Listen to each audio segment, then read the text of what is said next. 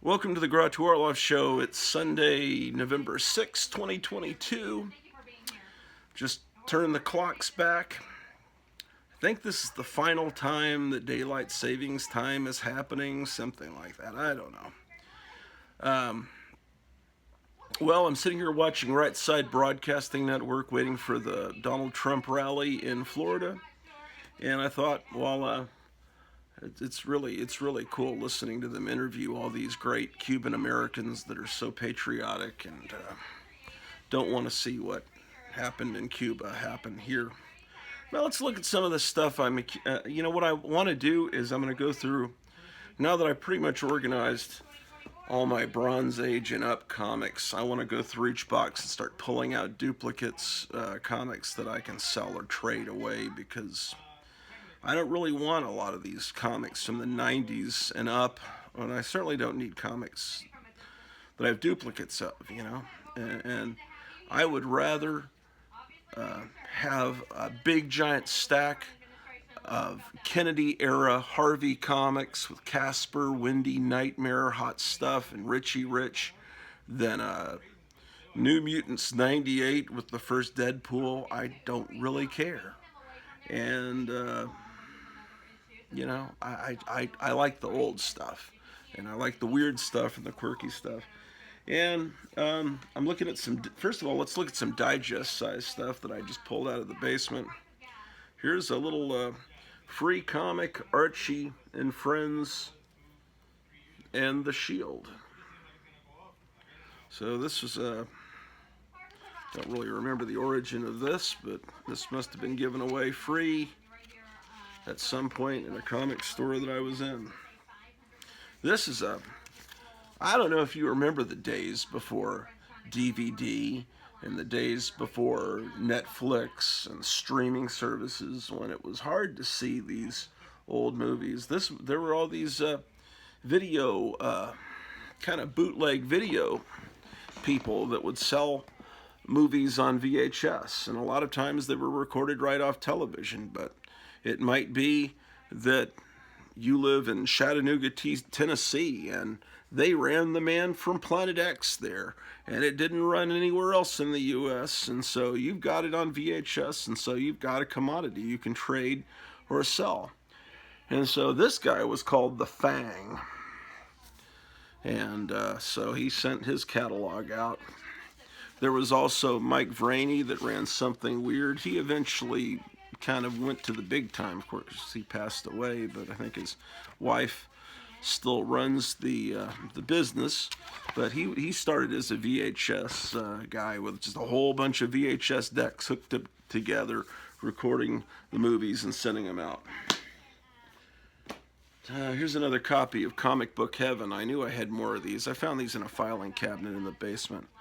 I'm starting to store these digest-sized books in long boxes, or just in a way that's more organized.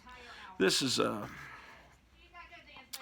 just a book that a magazine that came out with all kinds of interesting different stuff, like other articles on mermaids and comics and weird ads in old comics. So yeah, this was a fun read. I don't know, when was this published? I'm guessing in the 90s.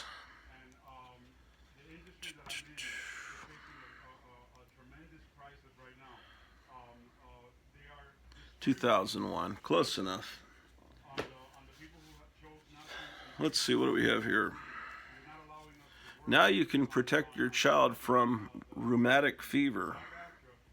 I save all this kind of stuff. I don't know why. I just like this mid-century kind of art. Look at that little guy there. I guess that's the guy that causes rheumatic fever.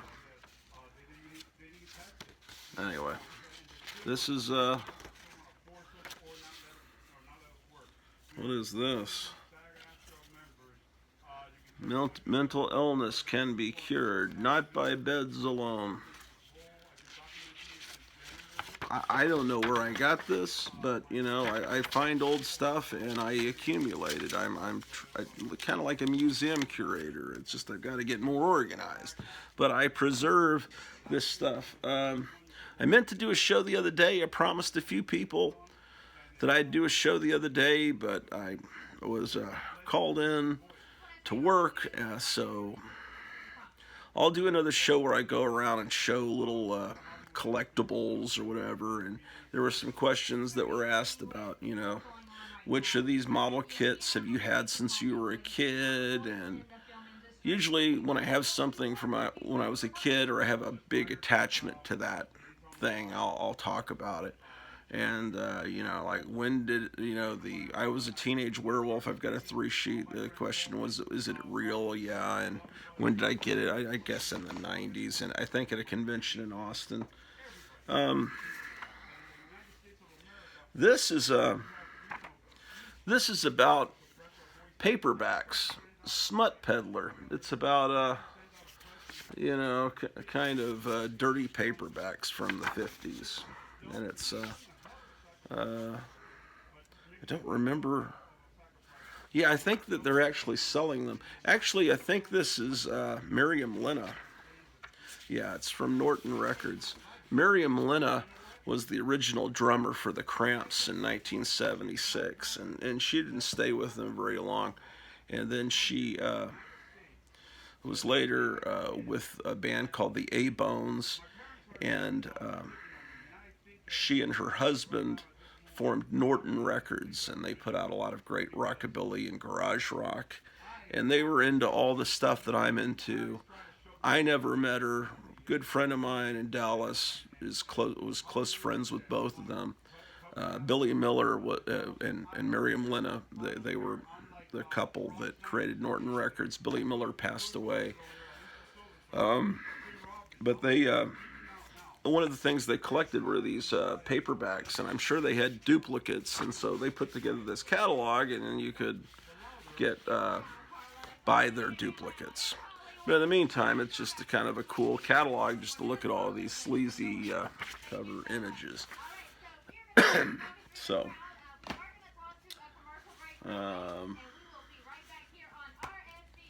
let's see. This video file were some friends of mine in Fort Worth, and they put together kind of weird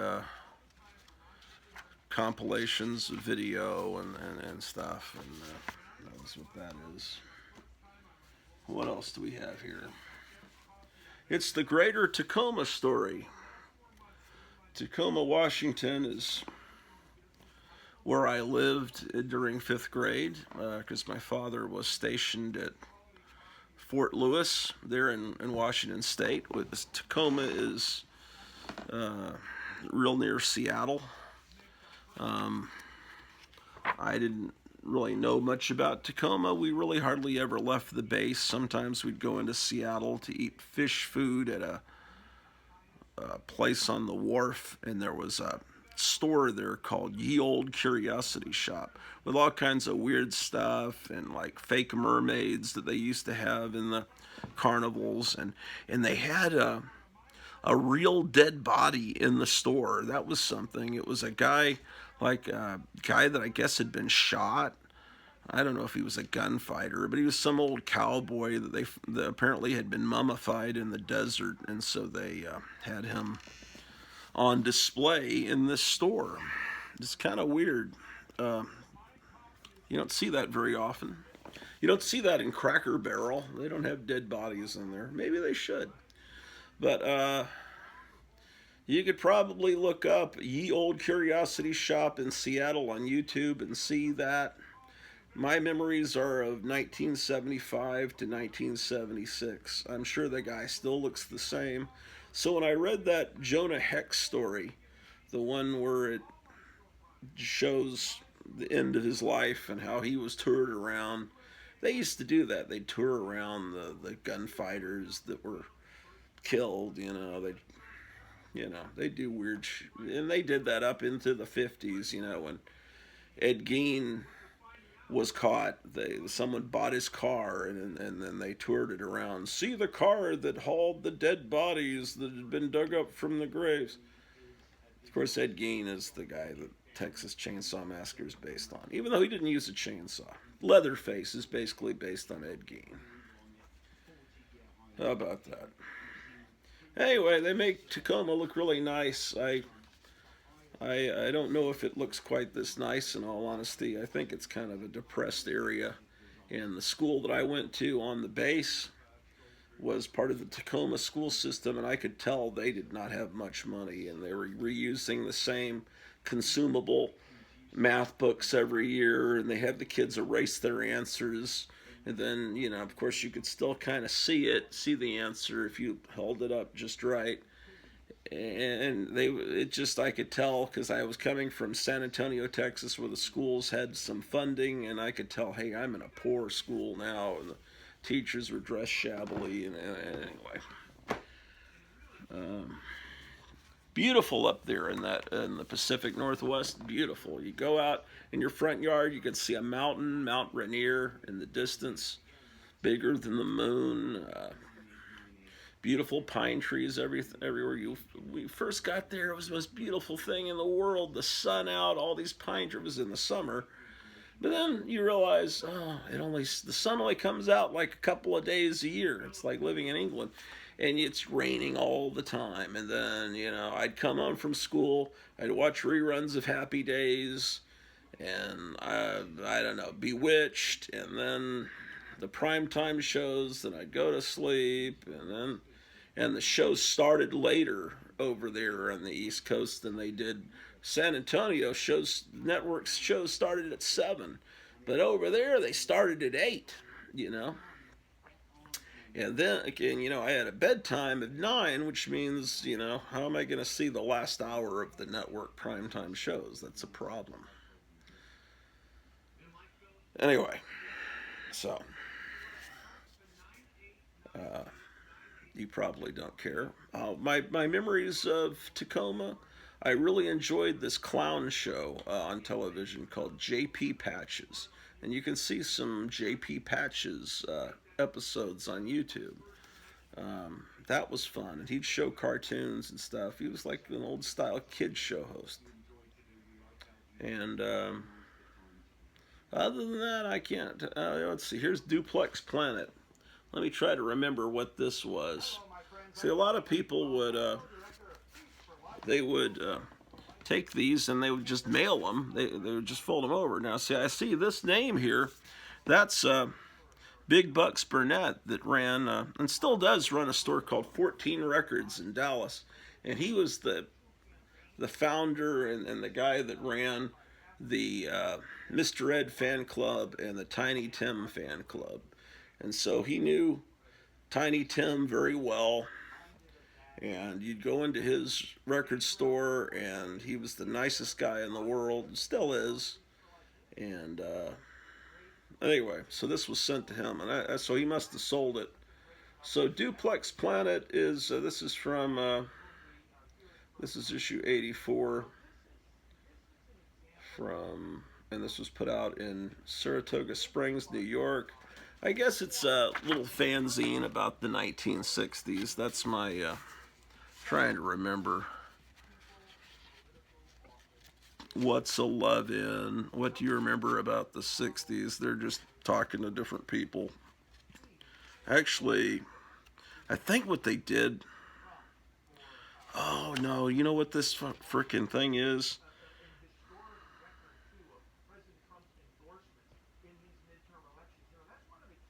Yeah, this person worked in a nursing home, and I think they interviewed the people in the nursing home, and they're asking them questions about what do you remember about the 60s and all. It's just all of them telling what they think, and what's a love in, what's a crash pad. It's just elderly people. Why do people yell? So that's what this is. I remember now. This is another issue of Smut Peddler. Basically, Miriam Lena and Billy Miller were really into rock and roll cultures. So they were into the stuff we're into. Old comic books like Pre-Code, old rock and roll records, old paperbacks, juvenile delinquent stuff. anything like that, you know, 60s rock and roll, garage rock. Okay, what do we have here? This is one of those homemade kind of underground comics. This one's, man, I'm trying to remember who put this out. It's from 1987. I'll try to cover up as much as I can. It's this kind. It's like Big Daddy Roth inspired art from different people. Some of this imagery is probably not clean enough for a family program like ours. It's this kind of 80s art. You remember this, right? It's really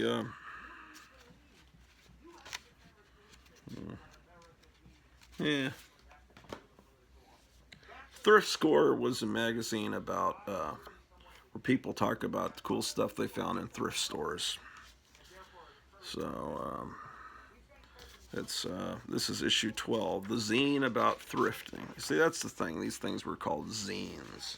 These homemade magazines were called zines, and in the 90s, I guess in the late 80s, this became the big thing, to make your own magazines.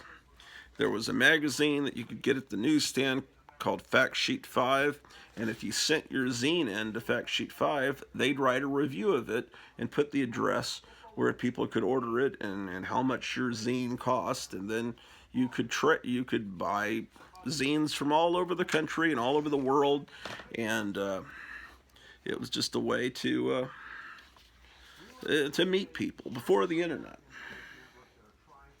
And this is the magazine I put out. This is a best of issue, the best of the sophisticate.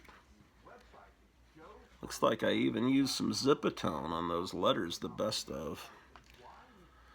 So this was my little version of it. I had an article, The Grinches That Stole Saturday Morning, all about how Saturday morning cartoons were neutered in the early 70s. And here's an article about Henry Lee Lucas, and one about Warren Comics. Originally, the magazine was bigger than this, and then when I did these digest-sized best of issues, I had to shrink the print to the point where it was hard to read. There's the darling Elvis monkey that you could get. All the stuff that I'm into now, I was into then, and even reprinted a Popeye Tijuana Bible, which were these dirty comics that came out in the 30s. Here's Irish McCullough centerfold. There's Moonbeam McSwine from Al Cap's Little Abner. Yes, the sophisticate, the thrill that kills. Got your letters pages, you know, all this stuff. So that was what I did. This was a zine put out called 8-Track Mind for guys that collected 8-tracks years after it was a dead format. And they even cut the zines to make it look like it's an 8-track, right? So this is just an obsessive magazine about 8-tracks, and finding rare 8-tracks, you know, at thrift stores and stuff. Here's a little when we went to Carlsbad Caverns in 1976, 77, something like that. My family and I got this little souvenir, right? So I always wanted to go back to Carlsbad Caverns. It was pretty neat. When my mother had gone to Carlsbad Caverns when she was a little girl, the dog is hungry. I'd better feed the dog real quick. Otherwise the dog's going to start eating everything. I don't know what that is. Here's a little Chick Publications catalog. Chick Publications, they're see, they even have an exam. Remember these little they have a free little comic here as an insert. We were doing all kinds of stuff, selling T-shirts. They had really expanded from the days when they just did those little comics that you found in the bus station.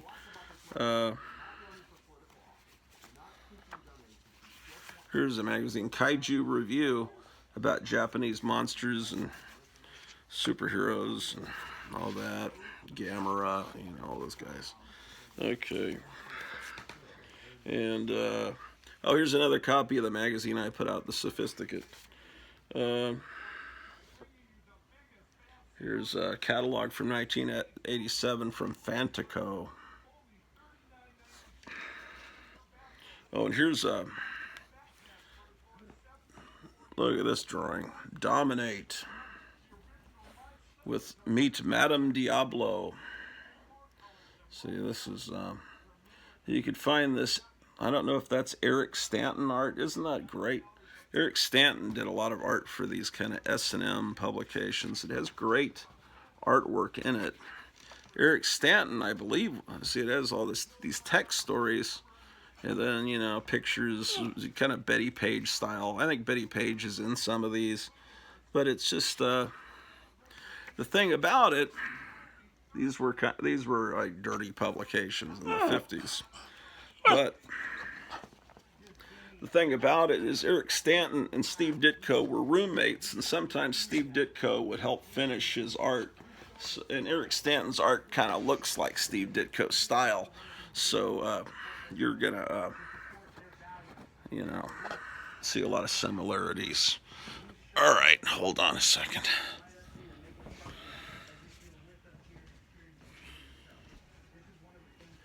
Okay.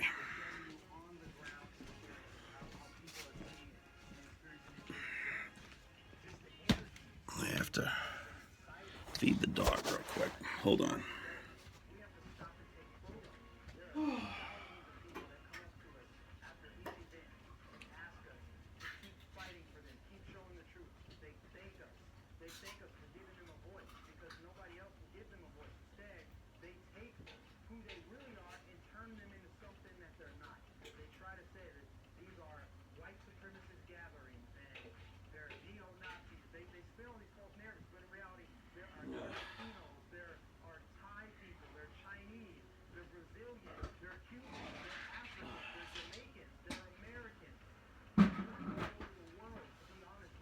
Okay, one moment. My wife got this different kind of dog food that splattered all over my hands, so I gotta F and F. Okay, one moment.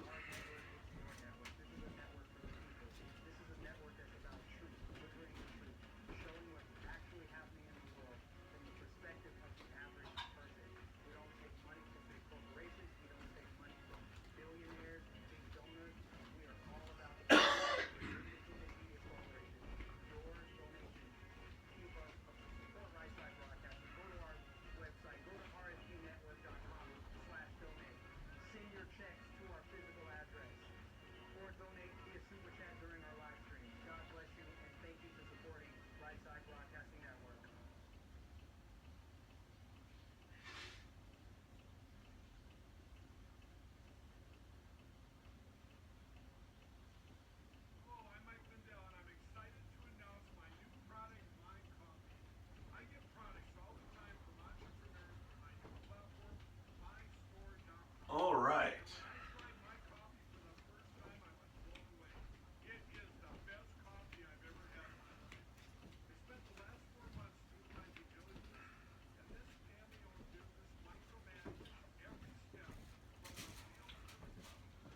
Okay, sorry about that.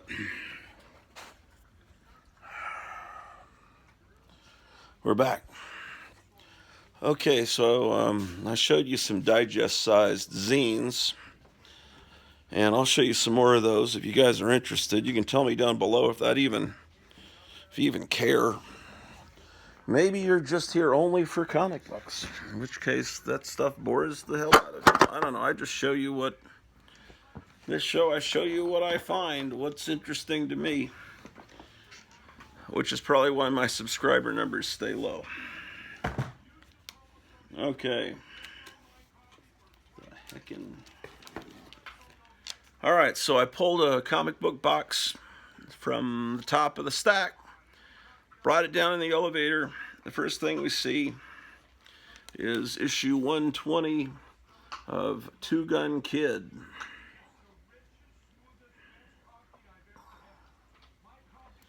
And this is the only Bronze Age Two Gun Kid that I apparently have. I think I have some other Two Gun Kids, but I have my Silver Age stuff in separate boxes, so let's know what that is. Okay, then I've got some issues of this, The Ultimates, which was Marvel trying to make a pitch to Hollywood, showing, you know, this is what our characters can be like if you make a movie out of them, and it pretty much is what they used as the inspiration when they created the Marvel Cinematic Universe.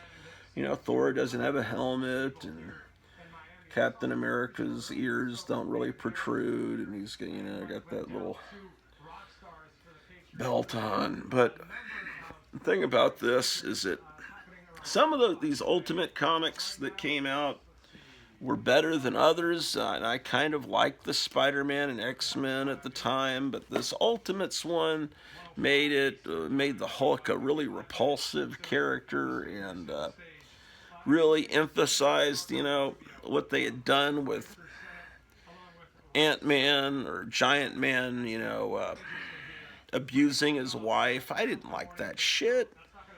And I didn't like that shit in the regular comics. And then when they do this Ultimate Universe, they amplified it to the point where I'm not interested in that. I don't want to read comics to see about... there's a whole bunch of issues of these that we don't need to look at because we don't care, right? You can find these every day, anywhere you go. And then I've got these issues of The Unexpected, which I thought I had a lot more copies of these. I guess my earlier copies of The Unexpected I have filed under Silver Age, but this is a comic I've had since I was a kid. Comics with skulls and skeletons on the cover attracted my attention immediately. So this is The Unexpected 155. Here's 156. I bought these when I lived in San Antonio. Lived on Portrait Court in San Antonio in a house that my father had designed, and it had built while we were still living in Virginia. But I remember buying these almost like it was yesterday. Here's Unexpected 157. I need to get more copies of The Unexpected. This is something Graphic Man is really into, is this particular title, I think. But I thought I had a ton of these, but I guess when I was a little kid it seemed like I had a ton of them. Why do I have more copies of the Ultimates than I have Unexpected? Well, I'll tell you, one reason is, if you go into a comic book store, you don't find copies of the Unexpected. You don't find copies of horror comics because they mainly just deal with superhero comics. And when they get in horror comics, or Archie comics, or Harvey comics, maybe not anymore, or romance comics, but traditionally comic book stores would just say it won't sell, and they just left it in the back room, or they threw it away, or I don't know what they did with it. Here's issue 160. Now this one I did get more recently. The sticker is an immediate indication to me that I bought this at Duncanville Books in Dallas. Now Duncanville Books is an exception to the rule. They have all kinds of amazing stuff there. And I love that store. I just couldn't afford to go there that often. It was less than half an hour away, but it seemed like a long distance. Now comic book stores have to drive well over an hour to get to, and so. But anyway, you know, you don't appreciate what you have until it's gone. Here's Unexpected 160, but this is not a childhood copy. I've got it more recently. Let's see what else we got. This one, 167. I don't think this was a childhood copy. Notice these spine ticks along the side. That's not something I would normally allow when I was a kid. Now, wait a second. I've got 2 copies of this.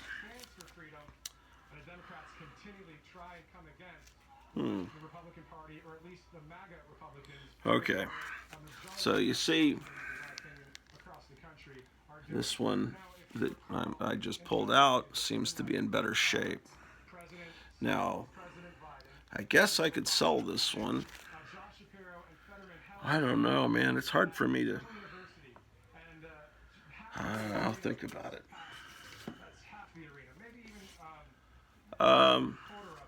So that's 167, and then I don't have any other issues till 177, and I think, why don't I have more?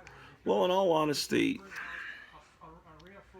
I couldn't buy every comic book that came out when I was a kid, so I guess I bought what I could. 179.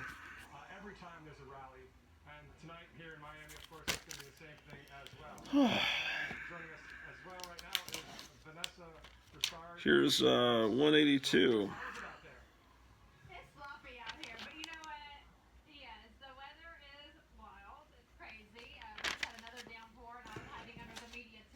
Yeah, it's sunny in Florida, and then it will become rainy. I remember that when we visited Florida to go to Disney World when I was a kid, and then when my brother finished helicopter pilot school at whatever fort that was down in Florida, and then that we first went to Florida in 1972, then about 78, something like that, when my brother finished learning how to fly a helicopter, and they had a helicopter flyover, you know, for all the family when they graduated. Oh, and they played Flight of the Valkyries, so it must have been after Apocalypse Now. Probably 79, maybe. Anyway, we went to Walt Disney World again. But I remember... Disney is credited in more than 60 movies. The fuck? First 3, Steamboat Willie, Snow White and the Why is this Google thing starting to talk about Steamboat Willie and Disney? Anyway, it would rain, and then the sun would come out while it was raining, and then the rain would go away, and then you'd see the steam of the rain coming up from the street, and then it would be gone, and it'd be sunny, and then there'd be it's just like the weather was so weird and changeable. You know, if it starts to rain, you don't really have to worry that it's going to rain all day. It's probably just for a few minutes. Here's Unexpected 186. God, that box is ghastly, that UPC code. It kind of just ruined comics, you know. Well, here's one I haven't pulled the strip off of yet. It's real handy, except these things get everywhere and they cling to everything. They're fucking horrible. And I'm just now sealing it, but the bag's already getting all wavy and shitty. I really need to upgrade. Captain Strangelife's going to be giving me a bunch of bags and boards that he doesn't need anymore, but I really would like to upgrade to the fancy bags, but I imagine the price is getting astronomical, and then the supply chain issues are making it where you can't even get bags. Because, you know, bags are made, they're plastic, you know. Oil's part of the production. And so anyway, Biden is going to penalize the oil companies by putting a windfall tax on them, which will make gasoline more expensive for us. He just announced that because they're they're making money off of the war. You know, it's all their fault, and it's Putin's fault, but it's not his fault. Here's 214, Unexpected. How about that? Okay, what is this shit? It appears to be an Alex Ross cover. Universe X. I have this for the Alex Ross cover. I don't think I've ever read it. What do we have here? U.S. Agent. One of those things from the 90s. I think This is supposed to be valuable, possibly because of this character that was in Falcon and the Winter Soldier, a series that no one cared about. Um, Here's another U.S. agent from a dollar bin. I could care less about this. You know, if you would like to trade some Silver Age comics for it, I'm all for it. Remember this comic book V? It's the first issue of V. It was a TV show, I think on ABC, where aliens showed up and they seemed like these nice, benevolent people, but they were actually cannibalistic lizards. I remember this one alien woman, her mouth open wide, and she ate a rat. You know, whatever. Here's the first issue of Vamps, some DC kind of adult comic. It's from Vertigo. That means it's for adults, man. It's sophisticated. Sophisticated reading. Here's my copy of Vigilante #1. This cover is really cool.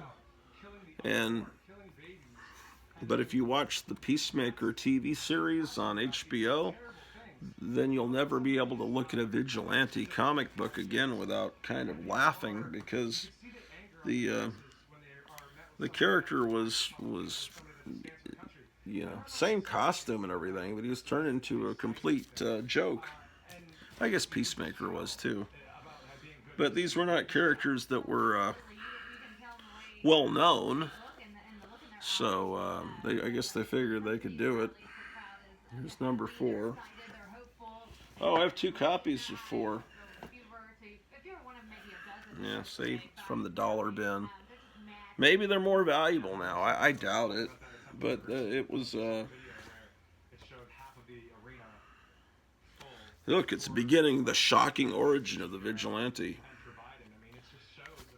See, it's in the days when you could play He-Man and the Masters of the Universe on this. Look at the sophisticated graphics from Mattel.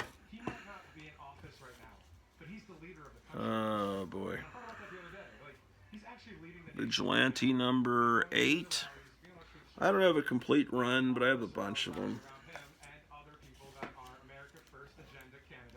#9.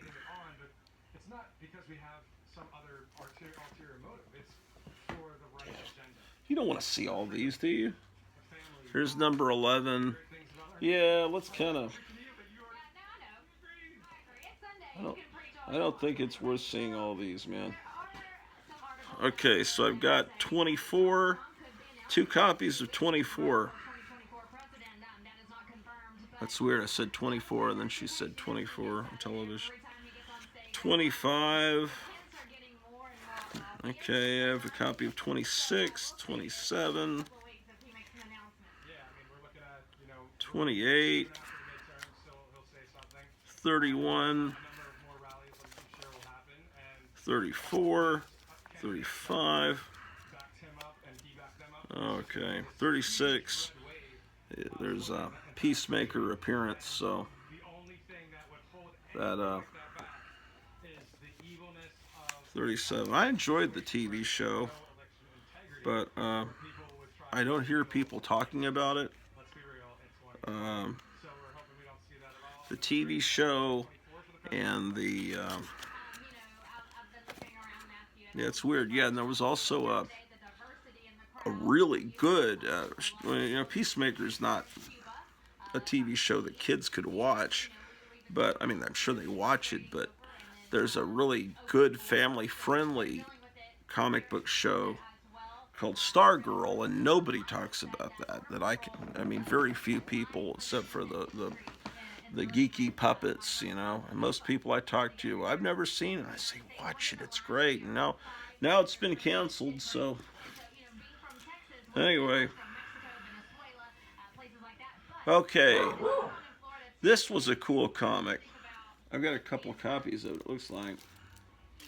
Okay, Wanted, the world's most dangerous villains, early 70s, very early part of the 20 cent era. They reprint old stories with these classic villains. So it's a super villain centric comic. And here's my other copy of Wanted. Neither one is a childhood copy. I bought this one probably when I was a teenager. And then this one looks like I bought it very recently because of the little colored sticker. There's, I don't know if blue, see this had a red sticker, then they move it to a blue sticker. I think red sticker might mean $5 and then this sticker might mean $2. And they have the books in different bins by colored sticker. The only problem with that is if you're looking for this comic Wanted, you're going to have to go to the W section in about 4 or 5 different sections, because there might be an issue of Wanted in the $5 bin, there might be one in the $2 bin that maybe is not in as good a shape, there might be one that's in the half price section, whatever, it doesn't really matter. Hopefully I'll have a chance in my lifetime to go back to that store, but it's 11 hours away. Maybe we'll go back to the Dallas-Fort Worth area to visit friends. I don't know. Who knows what's going to happen in the world? I can't tell you what's going to happen in the next 2 days, much less next 2 years. That's issue 2.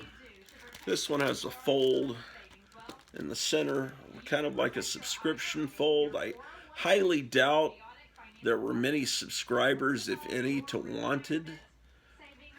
But for whatever reason, it got folded. Maybe to be put into a kid's spiral notebook to be taken to read during 3rd grade math class. Wanted number 3 also was a recent purchase. See the sticker from Duncanville Books. Most comic stores you go into, you're not going to find books like this. So Duncanville Books is a great store.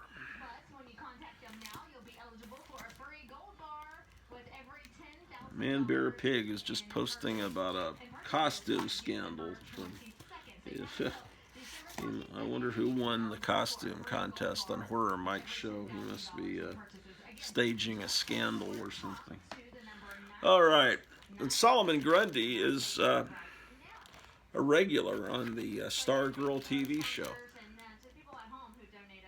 I love how, I've told you this before, how the supervillains mansions, the Injustice Society or whatever, I love how they have their balcony right above the railroad tracks so you can easily throw people down to their deaths. Very convenient when you're a supervillain. Master Man, who raised the devil to destroy Kid Eternity. I was just thinking about the devil. No. Well, I think about it a lot since he's the prince of the earth and he's destroying our country, and that we really need to vote on Tuesday. Don't vote early. Vote on Tuesday because it's harder for them to do skullduggery, but we've got these people that are running the show right now are satanic. But no, I wasn't thinking about the devil because clearly Hillary Clinton and all these people are like devil worshiper types. I was thinking about it because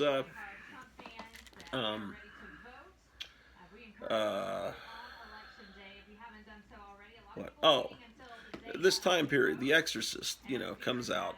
I was just watching some making of The Exorcist, a lot of home movies that were shot while they were filming The Exorcist, doing the special effects and all that stuff. Well, when The Exorcist came out, yeah, it's a great movie. Unquestionably, a very well-made movie.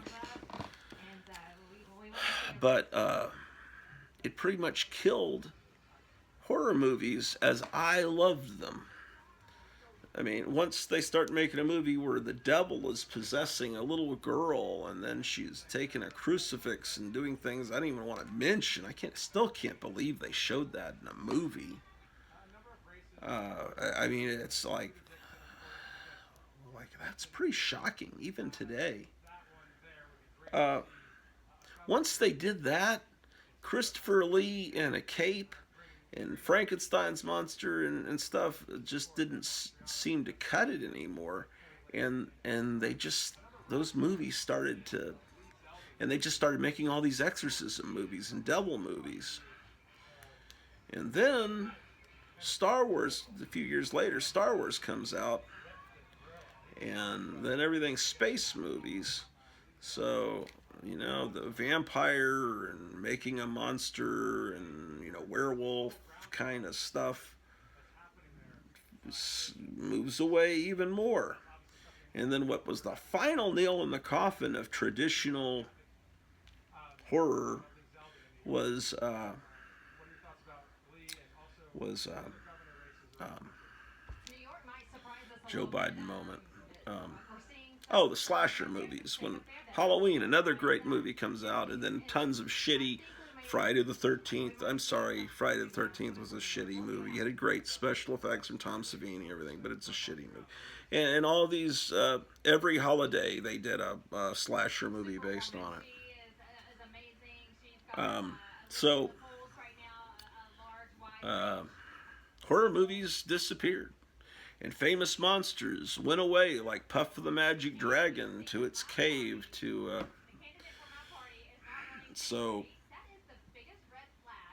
Yeah, and the comics started to get a devil influence in them. There was Son of Satan, and every comic, Haunt of Horror, had some exorcist guy, and all this exorcism, Devil Baby, and Tomb of Dracula. It just seemed like all this exorcisms, and in the comic The Defenders, as every month progressed, became more and more of a devil comic. It's just like every cover was the devil, and there was Ghost Rider and Son of Satan and everything.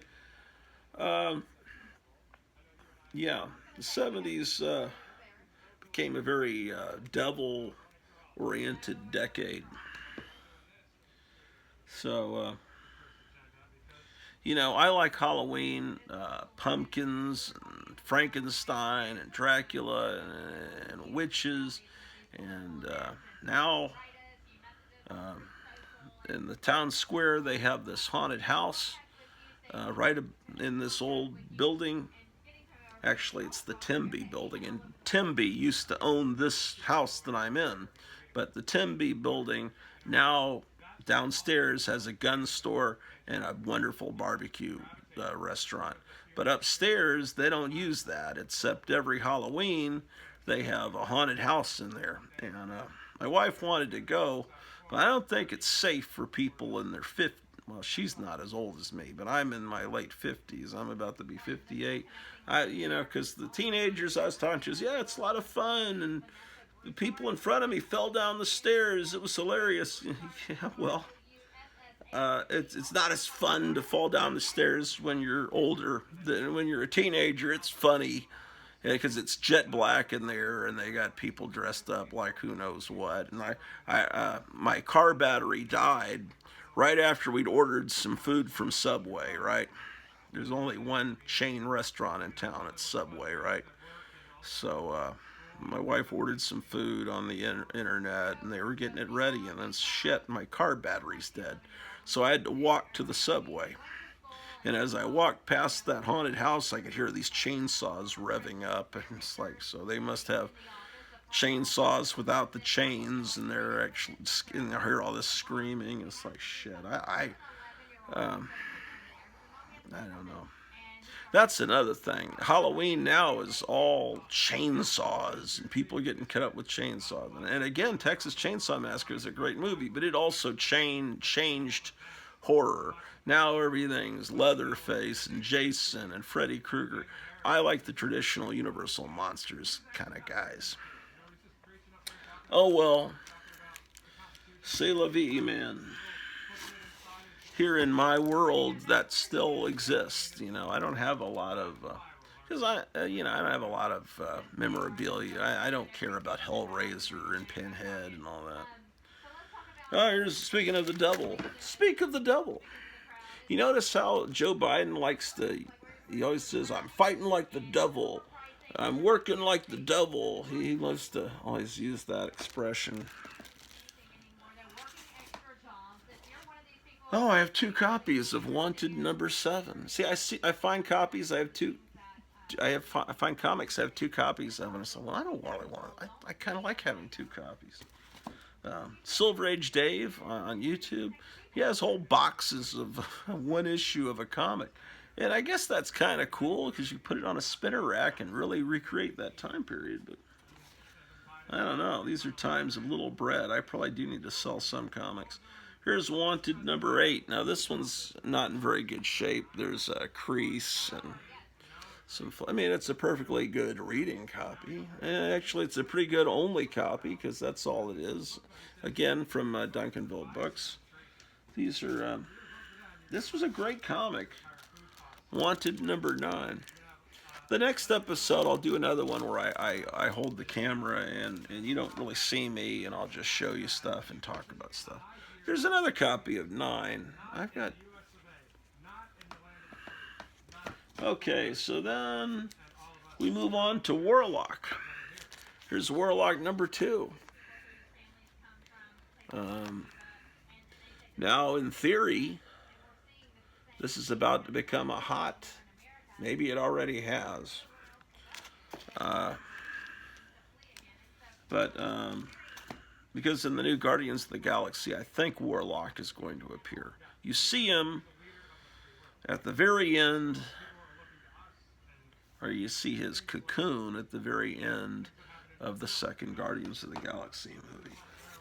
Now, you can get all excited about that, but, you know, what if you got excited about the Submariner a year ago? Look what they've done with the Submariner. I could care less about these Marvel movies, but I still have a little bit of confidence in James Gunn that maybe he'll do Warlock right, but I don't know. Maybe Warlock will be a complete buffoon. I mean, because look, Drax was not a buffoon in the comic book, and you know, Peacemaker and Vigilante weren't either.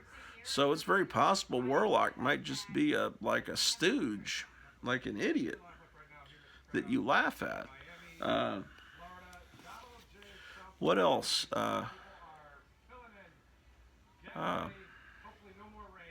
Yeah, who knows? I mean, Submariner looks terrible in these commercials. They're inundating us with commercials. At the time that I'm recording this, I think Submariner comes out maybe next weekend. I think so. Tuesday the 8th is the big election. Yeah, it'd be Friday. It won't play here in town. I just think Submariner looks... I see people arguing on Facebook about Submariner, and then people will say, you know, he doesn't look right. I want him to be from Atlantis. And it's like, well, you're just racist because you don't like him because you're racist. And it's like, no, I want him to look like the comic. You know, he's been that. This is the way the character's been for 80 years. And then they'll say, you know, when the liberals get pushed, then they'll just say, but it's just a comic book character. It doesn't matter. And all the people that created the Submariner are dead. You know, they get into the past doesn't matter stuff, you know, because they love that. And the past doesn't matter. Tear down all the statues. We don't care what the America used to be great. It's wonderful now. It's like, you know, so that's the deal.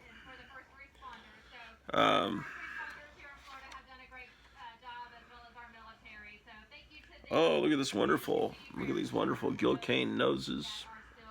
Gil Kane is known for allowing you to look straight up people's noses.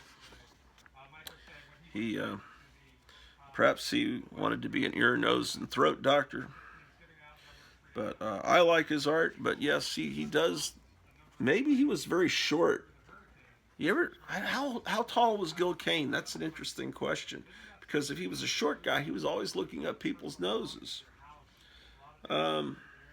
20-cent era is really one of the most magical times, mainly because that's when I really started buying the Marvel superhero comics. Oh, look at this. First thing, you see the star. You know, okay, this is bought on a military base. They would stamp the comics. Usually they'd stamp them on the front. It looks like because it was kind of a dark cover, they stamped it on the back, which is really better, I guess. But that's part of the one thing, because people are. I'm interested in the history of the comic, the provenance. Is that the right word? So anyway, when you see that, then oftentimes they'll have a supplement inside. Free schooling. When you leave the army, you can become a police officer, detective, and then you can also get married to your girlfriend and buy this cheap jewelry for her and get married. Or and then this is what you'll have her wear on the honeymoon. You know, it's like usually this isn't the more common one. The most common one is Mark Jewelers.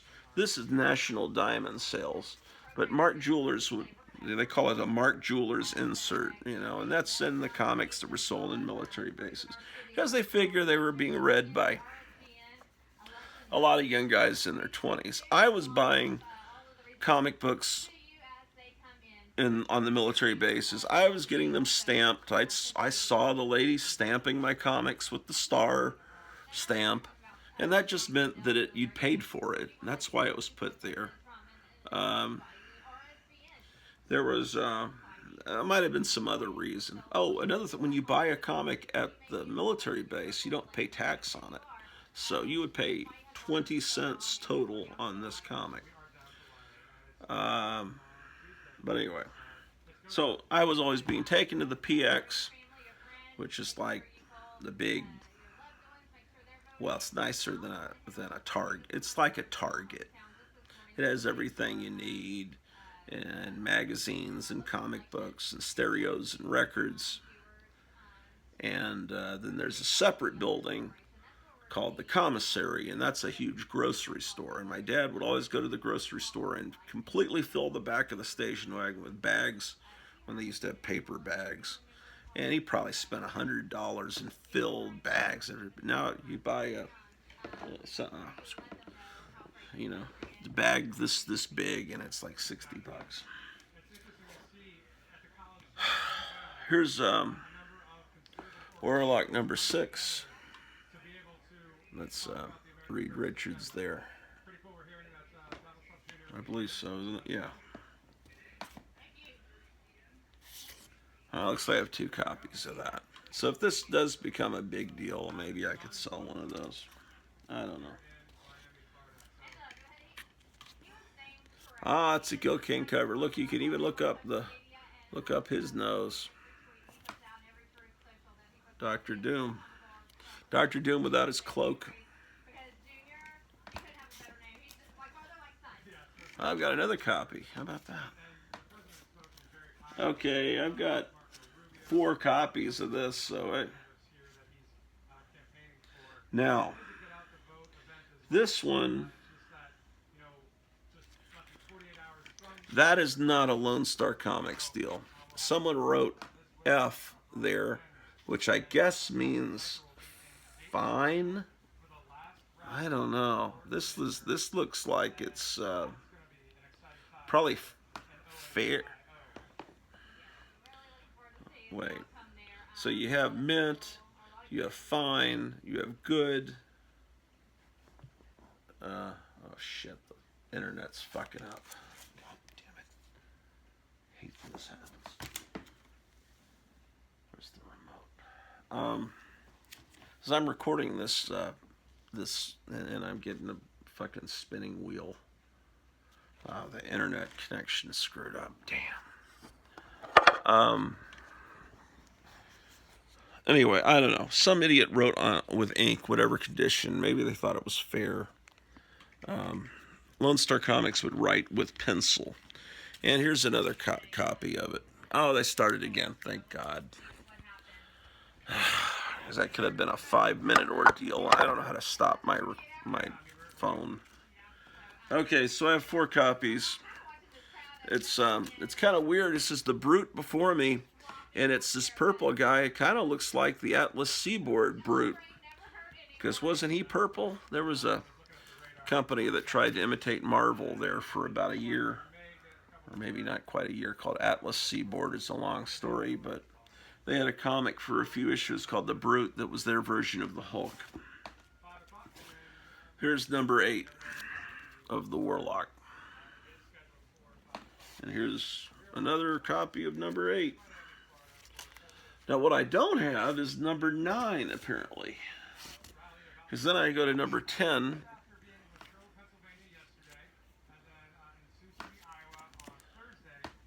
And I don't have an 11. But this was the first copy I bought as a kid of Warlock. It was issue 12. I didn't know anything about the Warlock, but this cover attracted me. It's pretty cool. Now, they introduced this character at the end of the Eternals. I don't think most people saw him because the movie The Eternals was so bad. I think once the credits started, everyone shut off their DVD or walked out of the theater immediately. I don't know, but they at the very shit with the fucking internet. Anyway, it was a terrible movie, but the artwork in here is great. I just finished art and coloring by Steve Lealoha. The layouts and story was, of course, Jim Starlin. Yeah, so I bought this as a kid. Did anyone ever have a life-size Cornelius?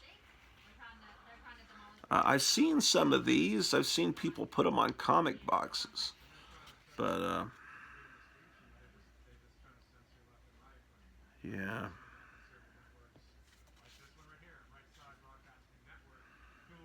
The Marvel Explosion is here.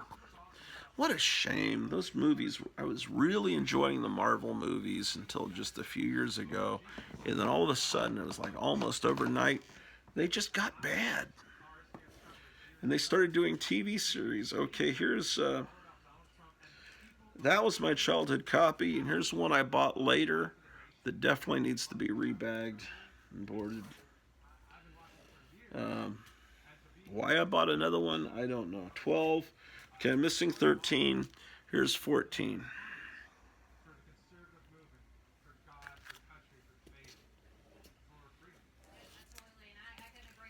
14.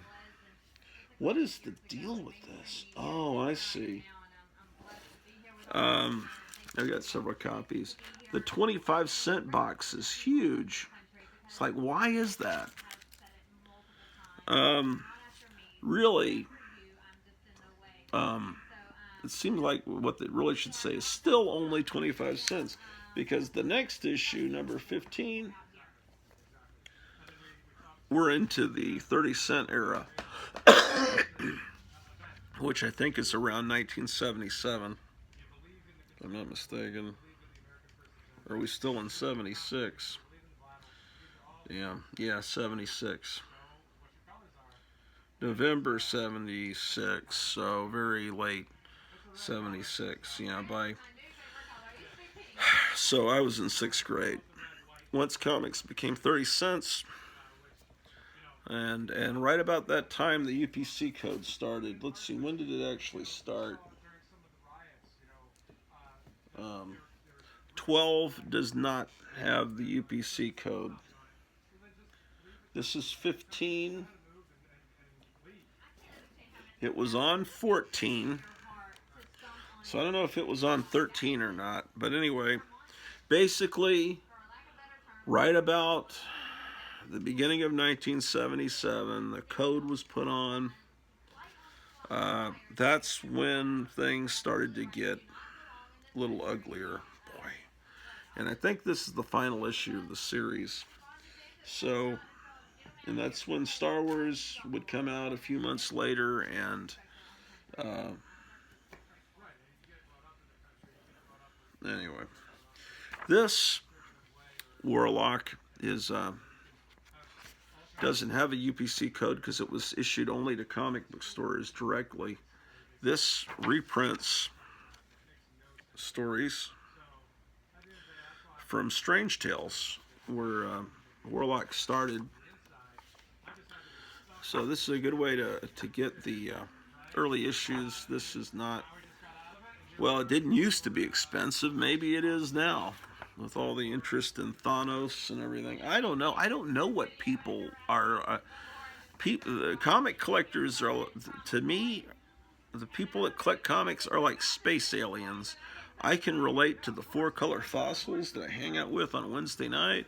I know how they think. They're basically my age, but I don't understand the people that only look for key issues in 9.8 condition and get them slabbed and put them on their wall. To me, uh, they're. I appreciate people that love comics, and if you love comics, then you want to be able to smell them. You want to be able to read them. This is the second issue of that series where they reprint stuff. To me, those are just, to a comic lover, an animal lover, I understand them.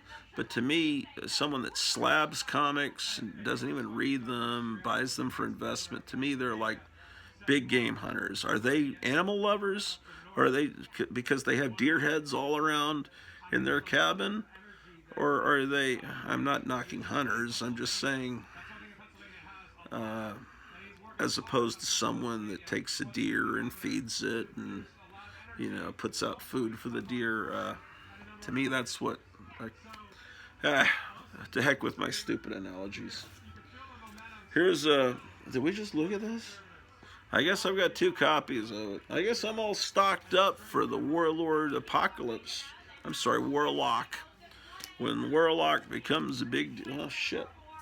Wait, that was 2, and then I don't have 3 or 4, and then I'm up to 5. What's wrong with me? And here's number 6. And then what is this?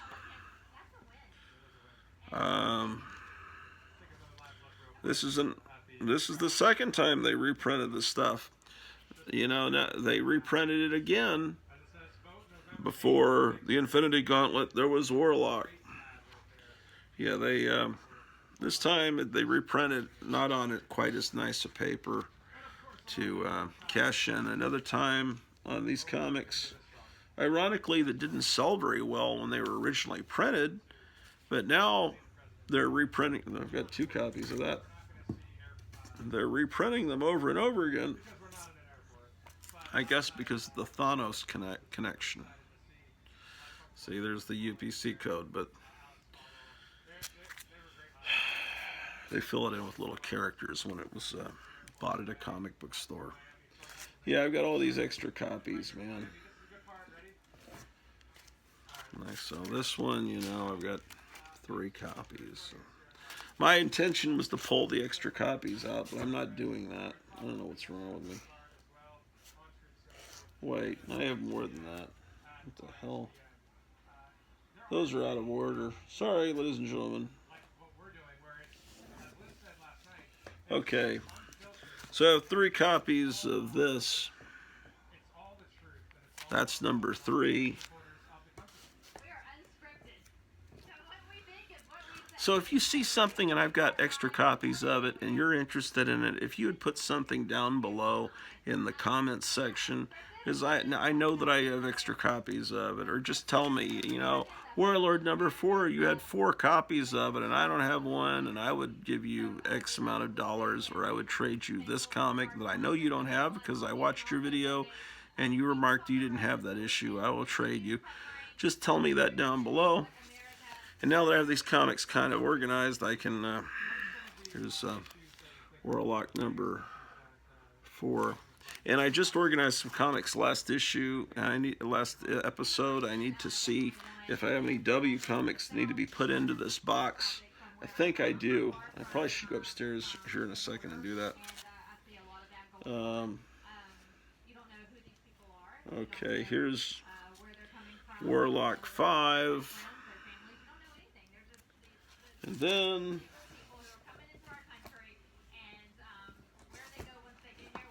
you've got Warlock and the Infinity Watch. And this was a 90s comic, as I recall.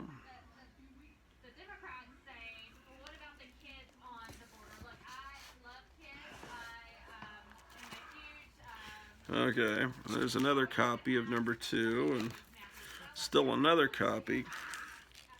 Here's 3. You know, the thing is, the art is not as good as it was during the Jim Starlin era. I don't know, it's just not as good looking. Um,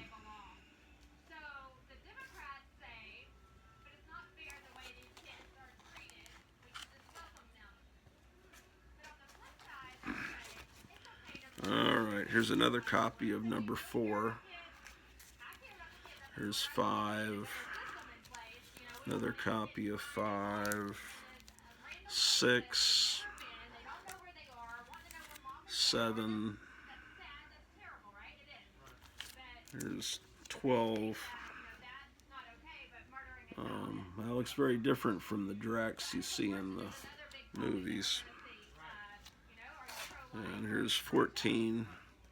That looks very different from the Gamora you see in the movies too.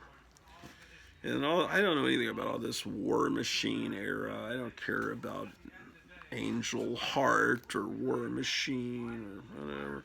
Here's War of the Gods number 1. Here's Watchmen number 3. Number 5. I didn't buy these when they came out. I was skeptical. And a friend of mine told me, you know, it really is good. So I said, okay. So I bought a Warlock collected book. I'm sorry, a Watchmen collected book, and read it and agreed with him. Yes, that is actually good.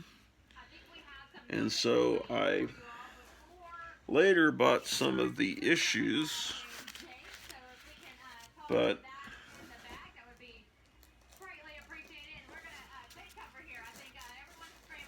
that's the way it is. This is Watchmen number, I can't even read the number. It's some number.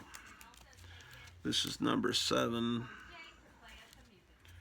Yeah, I mean, here's 10. Part of it is when these came out, I just didn't like, the covers looked too artsy.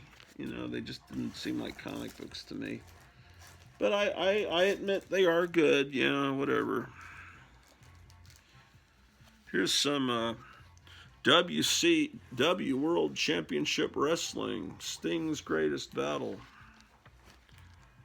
And it's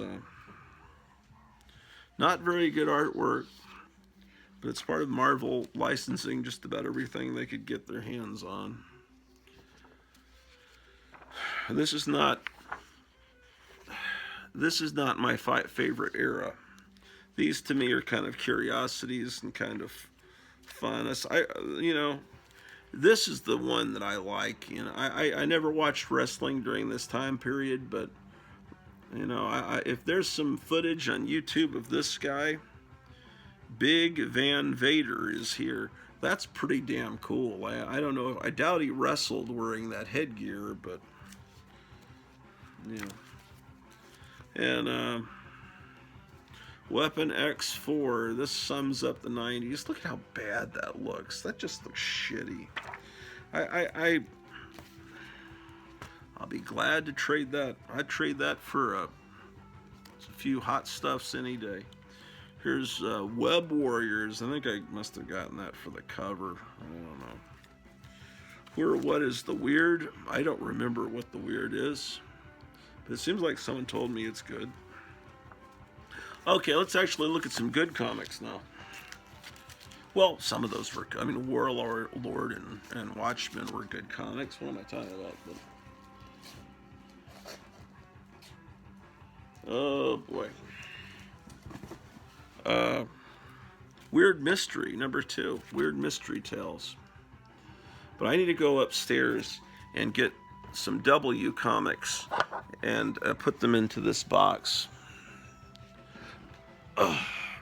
Awaiting President Trump in Florida. I'm really digging this. They had a Trump rally Thursday night. There was one last night in Pennsylvania. And there's one in Florida. Tomorrow there's one in, I don't know, Ohio. Then Tuesday I'll watch the news coverage all night with the election, although they've already promised us that they're going to do the same thing where they're going to drag out the vote count for days and not, if not weeks, counting these mail-in votes.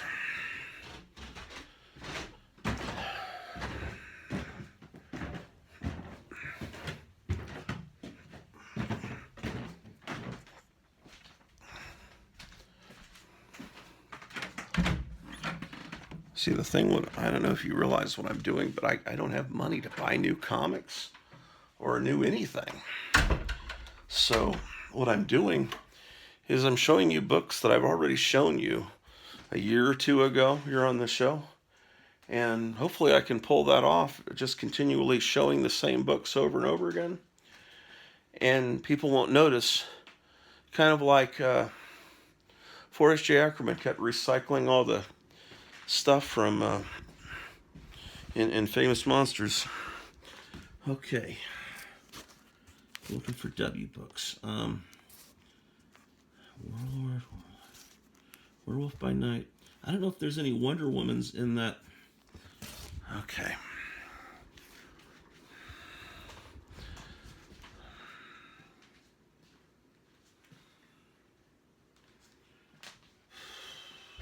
Okay.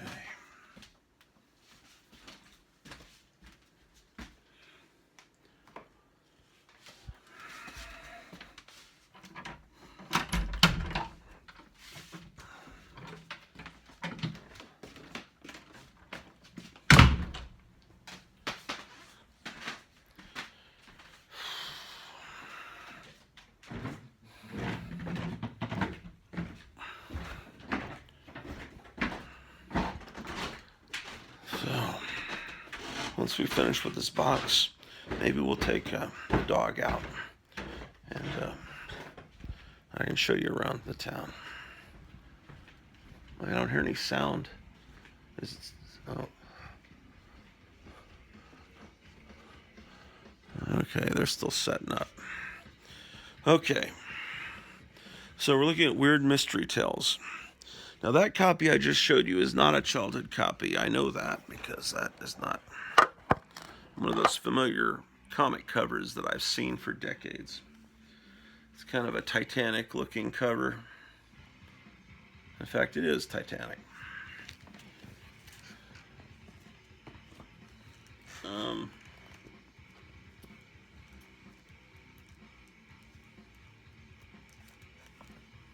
So that's number 2.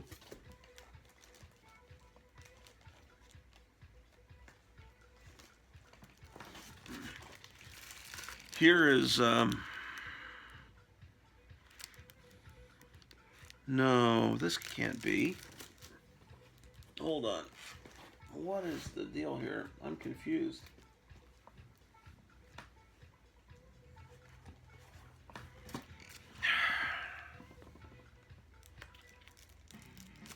Okay, if this is Weird Mystery Tales number 2 and it's 20 cents, then this issue, it says Weird Mystery Tales number 4, but it says on here 1971.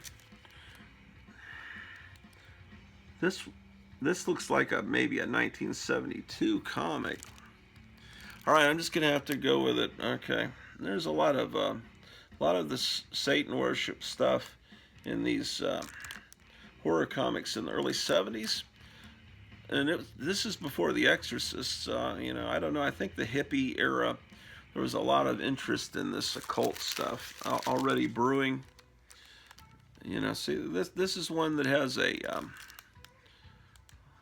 I'm showing you the square bound because sometimes they aren't. This I don't believe I had when I know I didn't have this as a kid. I did not buy this in 1971. I bought this later, but these, this light, it's hard to see, but black covers tend to get more easily damaged, and that one isn't. This is the first one I bought as a kid, and it's number 8. And of course, there's all the traditional monsters that I was just telling you how much I loved. There. It's number 8. And this is also a childhood copy. Number 11.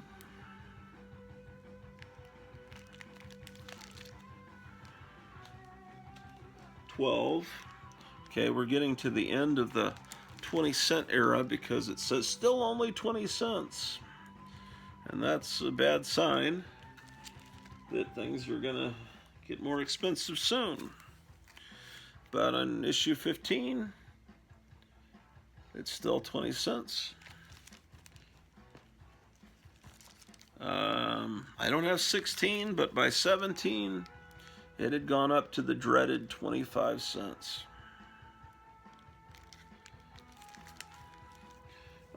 And this is definitely one I remember buying as a kid in San Antonio. And I love this cover, number 18. Because look, it's another like Titanic looking cover, but wouldn't it be great if that popped up out of the water at the end of the Leonardo DiCaprio movie and started eating the people? Look at that.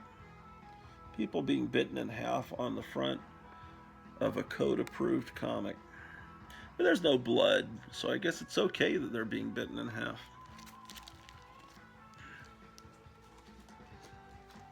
Here's number 19, which is one of those really great covers.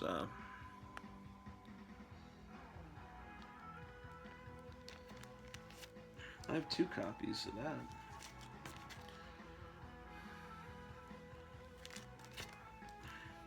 And here's 20. This one is not in good shape. This is not a childhood copy. I bought it later. You know, once you, if I was a kid on the newsstand, if I was in a 7-Eleven and there was a comic in this condition, I wouldn't buy it because I was very particular. But now, now that it's so hard to find these old horror comics, I would buy this anytime if I found this in a half-price books and records or in a comic store. It just you really can't tell maybe on the show, on the video, but yeah, it's stuff like that I don't like. Okay, so that's Weird Mystery Tales.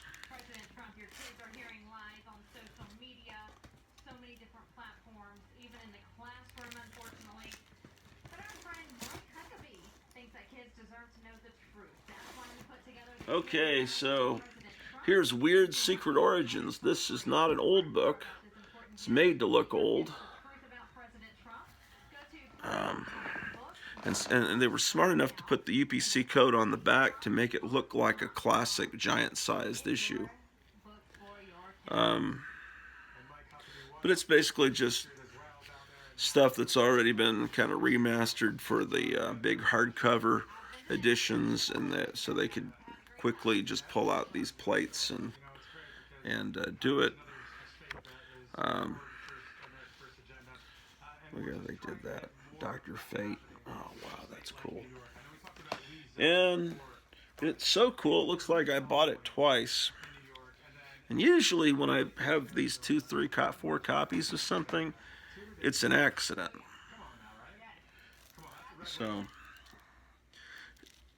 here's an early Jonah Hex. I don't know which issue he first appears in offhand, but this is number 13.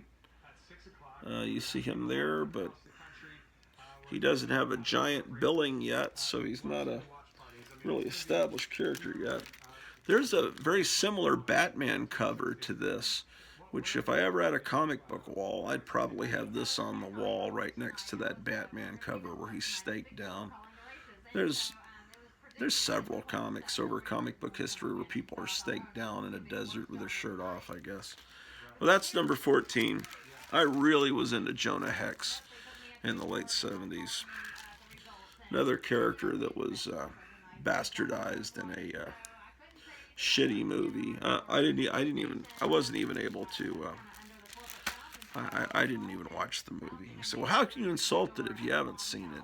Come on, I can see the trailer. I mean, how can I insult this Submariner that's out in the movies without seeing the movie? It's pretty obvious." Okay, here's Jonah Hex, or Weird Western Tales, number 25.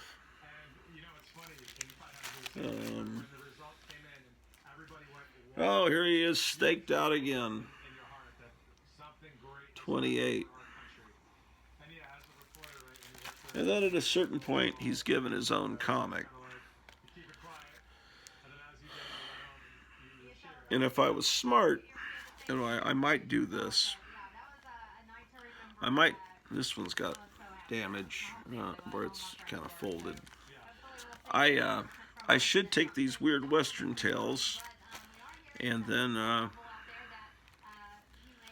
put the Jonah Hex comics and then the Hex where he's in the future, all in a separate box. So all of his adventures could be together. But then I would have the weird Western tales with Scalp Hunter orphaned.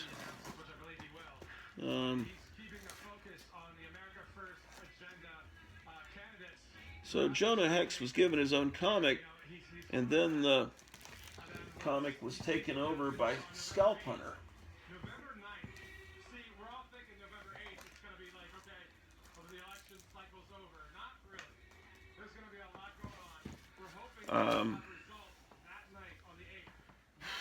I don't know when Scalp Hunter started. I really was into Scalp Hunter 42. These were all comics I bought back when they came out off the spinner rack.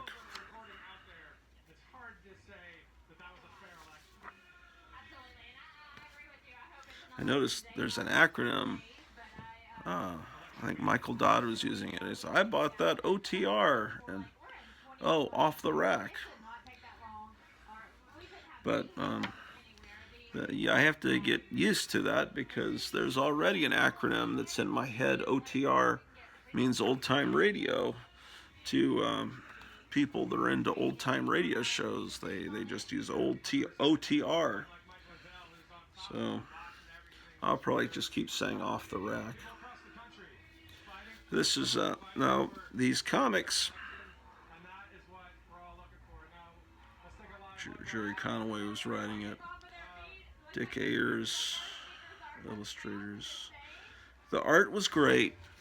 The writing was great. In Jonah Hex and in Scalp Hunter. This one has, I believe that's Batlash, right? It was a 60s Western character.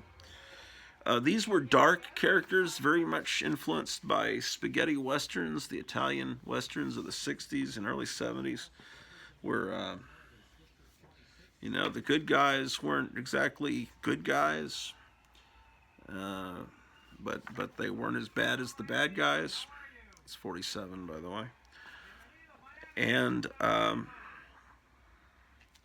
they were very bloody, but like the Conan comics were bloody, but they got away with it by making the blood black. When someone is shot, it was black, like India ink. And for some reason, that didn't offend the comics code people as much. This one introduces a character named Cinnamon that was never became a big character. I'm trying to remember this 50-cent era. They raised the price to 50 cents, and I think they made the comic a little thicker. It was an experiment, as I recall. Then later they would do that, and they'd raise comics to $1. So they would give you an extra story in there. And when they raised them to $1, they were kind of thick, like a Golden Age comic, but that didn't go over well with kids either. It's all the 70s, I've seen this shit before. This lady named Joy Reid was on television saying that people don't even know the word inflation. That's a big word. And the Republicans are teaching people this big word that they didn't even know. That's not a word that people normally have in their lexicon. They don't know what that means. That's not how people talk. They're teaching them this word. No, anyone that's excuse me, that's my age, that grew up during the 70s, we know the word inflation. We lived it. We saw our comic books go from 15, 20 cents at the beginning of the 70s to $1 at the end of the 70s. And we saw it creep up. Even if we were little kids and we weren't buying groceries, we saw that happen. And it was very vexing.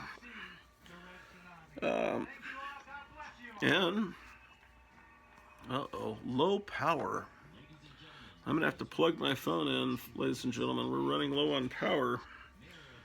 58. That's 58. Where's the power cord? So.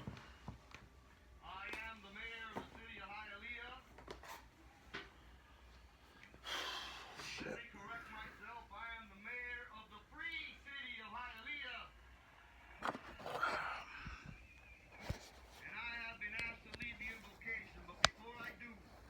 Oh, I have a new follower on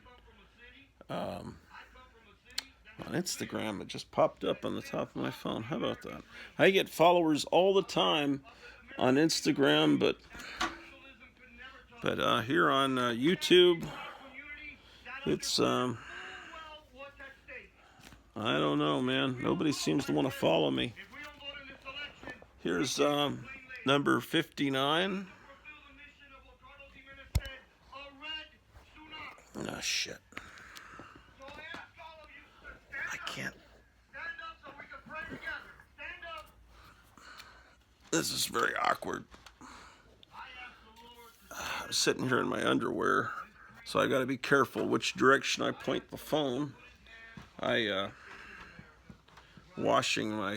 don't have many pants that still fit me as I've gotten fatter, and they're in the washing machine, and now the fucking phone is dying energy-wise. Okay.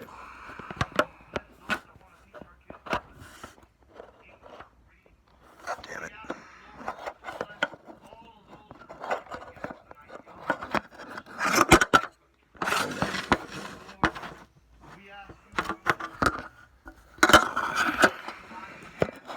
What a nightmare. All right. Well, the battery's going to die. I mean, not the battery, but the memory. I don't have much memory on this phone left. And, so we're probably not going to... The show's going to end pretty soon anyway. Here's 58. Then... Here's... Welcome Back Cotter, number 1. Now, this guy, Gabe Kaplan, came through, when the show was on the air, came through Six Flags over Texas in Arlington. My brother was in college, and I guess he came up to say hi to Gabe Kaplan, and he says, "Who are you? You're nobody." And who is Gabe Kaplan now? Is he still alive? We don't even know. But, you know, some people, they let their fame go to their head, and they think they are really Groucho Marx. You know, all they do is fucking imitate him. Like Christian Slater made his whole career out of imitating Jack Nicholson. Where is he now? Is he alive?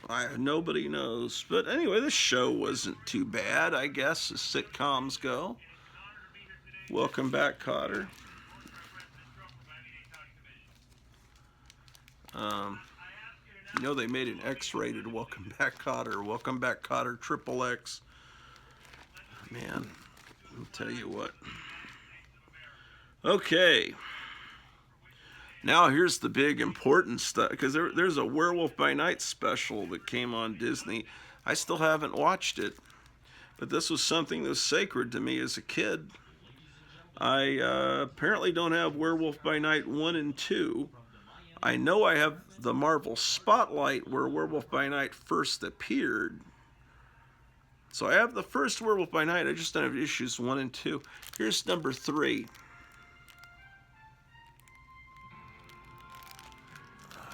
Hold on. There's just not enough light.